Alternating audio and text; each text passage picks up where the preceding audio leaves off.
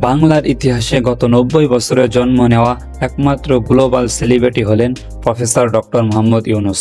শতকরা 83% লোকই জানেন না কে এই ডক্টর ইউনূস। তো চলুন জেনে নেওয়া যাক এই ভিডিওর মাধ্যমে।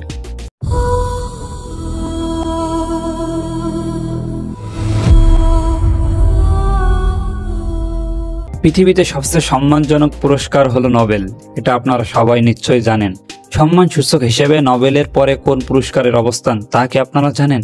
সম্মান সূচকের 1 নম্বরে যেটা রয়েছে সেটা হলো নোবেল, 2 নম্বরে যেটা রয়েছে সেটা হলো আমেরিকার প্রেসিডেন্সিয়াল অ্যাওয়ার্ড, 3 নম্বরে যে পুরস্কারটা রয়েছে সেটা হলো মার্কিন কংগ্রেশনাল অ্যাওয়ার্ড। তো পৃথিবীর ইতিহাসে উপরে 3টা পুরস্কারই জিতেছেন এমন মানুষ আছে বা ছিলেন মোট 12 জন।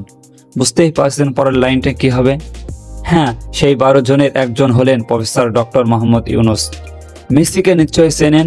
যদি বলি এই লিওনেল মেসি লাইনে দাঁড়িয়েছিলেন প্রফেসর ডক্টর মোহাম্মদ ইউনূসের জন্য, অবাক হচ্ছেন তাই না? বিশ্বাস হচ্ছে না? বিশ্বাস না হলেও এটাই সত্য।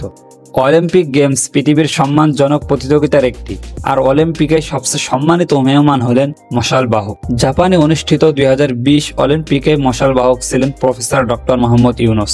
বর্তমানে বিশ্বের লিডিং ইন্টালেকচুয়াল যে কোনো তালিকায় টপ 10-এর ভিতরে থাকে ডক্টর মোহাম্মদ ইউনূস।